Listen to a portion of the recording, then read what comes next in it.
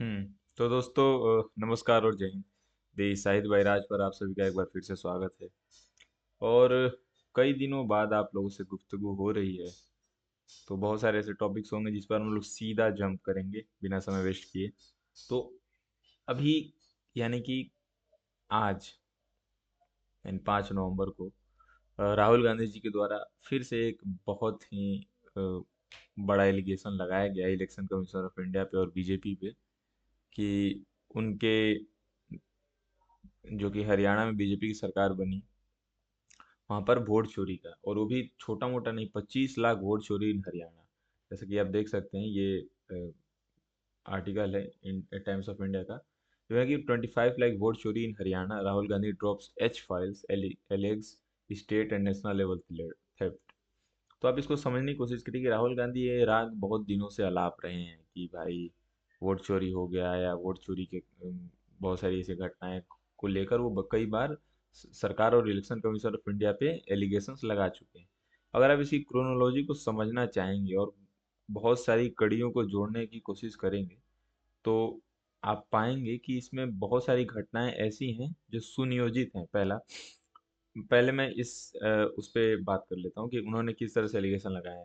पहले उन्होंने कहा कि राहुल गांधी के लिए 25 लाख वोट चोरी हरियाणा, इंक्लूडिंग, आप ये देखिए, including 5.2 lakh duplicate voters, 93,000 vote invalid voters, and 19.26 lakh bulk voter. He added that 1 in 8। और उनका एक और एलिगेशन है कि एक नाम की, जो ये इस फोटो के नाम की लड़की है, सीमा स्वीटी सरस्वती के नाम से कई बार उन्होंने वोट किया, और कई सारे कंस्टिट्यूंसी में। तो क्वेश्चन अराइजेस कि क्या आप, एलिगेशंस ठीक है, एलिगेशंस लगेंगे।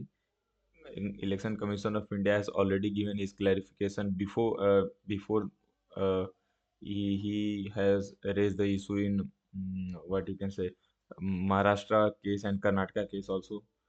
तो बात ये है ना कि अगर आप किसी भी चीज़ को लेकर एलिगेशन लगा रहे हैं, तो उसकी वैलिडिटी क्या है। अगर आपके पास कोई सॉलिड प्रूफ है, तो आप बिल्कुल सुप्रीम कोर्ट को रीच आउट करिए, क्योंकि सुप्रीम कोर्ट के पास आप जाएंगे तभी तो चीज़ों को सॉल्यूशन होगा कोर्ट में, या आप वहाँ सबूत रखिए। दूसरी बात, एक जेन्युइनली सवाल रेज होता है कि भाई, क्या हिमाचल प्रदेश में अगर आपकी सरकार बनी तो वहाँ वोट चोरी नहीं हुआ, या कर्नाटका में बनी तो वहाँ वोट चोरी नहीं है, जबकि कर्नाटका में इन्होंने जिस कंस्टिट्यूएंसी के बारे में बताया था, वहाँ पे कांग्रेस ही जीती है। उसके बाद महाराष्ट्र में इन्होंने एलिगेशंस लगाए। तो तमिलनाडु में भी चुनाव कोई और जीता, वहां पर वोट चोरी नहीं हुआ।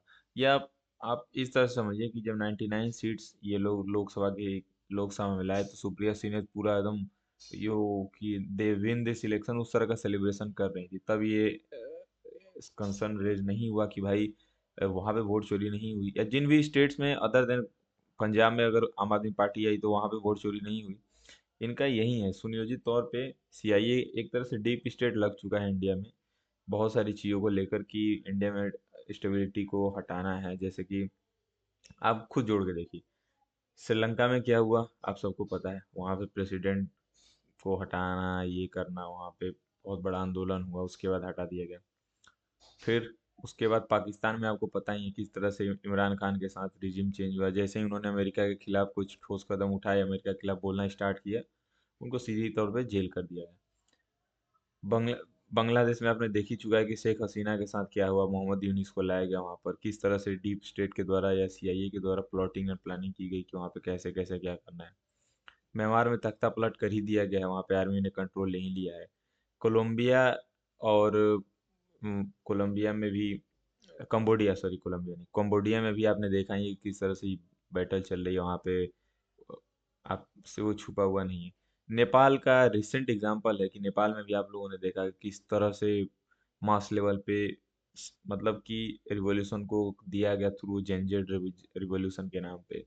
सेम तरह से इनकी प्लानिंग प्लॉटिंग बहुत पहले से चल रही है। अगर आप जोड़ने की कोशिश करेंगे, तो राहुल गांधी के द्वारा वोट चोरी का एलिगेशन लगाना, राहुल गांधी के द्वारा कई कई बार विदेश में जाकर ये कहना कि हमारा देश विश्व गुरु नहीं बन सकता, हमारे देश में देश को डिफेम करना। तो आप ये सोच सकते हैं, जब पहली बार उन्होंने वोट चोरी का एलिगेशन लगाया था तो उस पीडीएफ का जब एनालिसिस किया गया तो पाया गया कि म्यांमार से वो पीडीएफ एडिट करके आया है।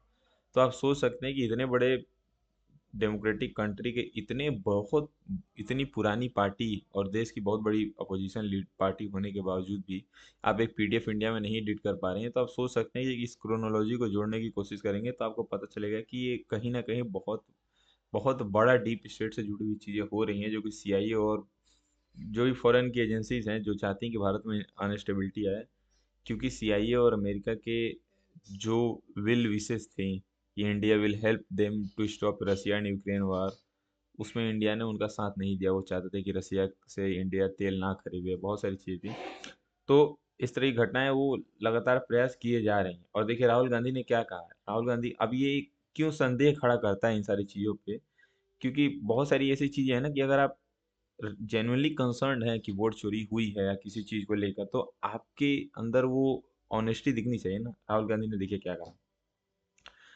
Rahul Gandhi accused Election Commission and BJP for hatching conspiracy to convert Congress landslide into landslide victory into a loss. सोचिए जो पार्टी 15 सालों से 100 सीटों के अंदर सिमट रही है, उनको हराने के लिए इलेक्शन कमीशन और बीजेपी दोनों मिली हुई है।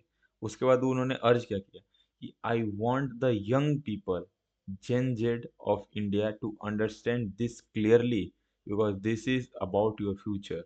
आई am requesting the election commission demo, democratic process in India, so I am doing it with 100% proof. अब देखिए इनकी अर्ज है, इनकी जेनजी और जो नए जनरेशन के लड़के हैं, लोग हैं, उनसे अर्ज है कि भाई आप इसको समझिए, ये मैं आपके भविष्य के लिए कर रहा हूँ और हमारे पास 100% प्रूफ। सेम टाइम पे ये इनके द्वारा कहना कि जेनजेड को बार बार ये जेनजी रेवोल्यूशन के तौर पे पोर्ट्रे किया जाना, तो आप जोड़ सकते हैं कि जैसे नेपाल में ये सारी घटनाएं घटी जेनजे के नाम पे, सेम तरह की घटनाएं कोशिश की जा रही है इंडिया में, और वो नाकाम होगी। उसी प्रेस कॉन्फ्रेंस में जब ये वोट चोरी का वो कर रहे थे, तो ये द हिंदू का है, वहाँ पे जो रिपोर्टर्स थे उन्होंने ये पूछा कि will Rahul Gandhi approach supreme court over vote चोरी एलिगेशन। तो राहुल गांधी का देखिए, लीडर ऑफ अपोजिशन, देखिए क्या कहते हैं। यस, हाँ। तो उनके द्वारा सिरे से नकार दिया गया कि भाई हम नहीं जाएंगे उसके हाँ। एवरीवन कैन सी, देखिए क्या कहते हैं कि everyone can see this, it is not hidden, we are not doing it in quiet room, we are doing it in front of Indian media, this is their data not ours. ठीक है, इनके द्वारा कहना है कि हम कोई बंद कमरे में कर नहीं रहे हैं, ये इलेक्शन कमीशन का डाटा है और ये पूरे देश के सामने है। तो अब एक पत्रकार के द्वारा पूछा गया कि आप सुप्रीम कोर्ट में जाएंगे या नहीं जाएंगे, तो राहुल गांधी के द्वारा साफ तौर पे मना कर देना। तो ये दिखाता है कि अगर आपके पास इस तरह के सॉलिड प्रूफ्स हैं और आपके पास इस तरह की चीजें, अगर आप कह रहे हैं कि मैं 100% कंफर्म हूँ कि नहीं ये वोट चोरी हुई है और मेरे पास 100% प्रूफ है, और आप चाह रहे हैं कि झंझट जो है और रिवॉल्यूशन हो, इसके प्रति लोग बोले, तो भाई आप सुप्रीम कोर्ट में जाइए, सुप्रीम कोर्ट के पास सारे लीगल प्रोसीडिंग के थ्रू जाइए और उनके पास प्रूफ दीजिए। इफ इफ मैं I am not biased towards anyone, मैं चाह रहा हूँ कि अगर 1% भी इस बात में सच्चाई है तो आप इलेक्शन कमीशन भी सवाल के घेरे में होगा, अपोजिशन भी अगर गलत हुआ तो अपोजिशन भी सवाल के घेरे में होगा कि भाई इस तरह की सुनियोजित तौर पे चीजें क्यों चलाई जा रही हैं। तो सुप्रीम कोर्ट जाने से पिछली बार भी उन्होंने मना कर दिया था कि मैं क्यों जाऊं सुप्रीम कोर्ट। अरे भाई, जब आप आरोप लगा रहे हैं तो आरोप लगा के भाग जाना इज नॉट द सॉल्यूशन ना।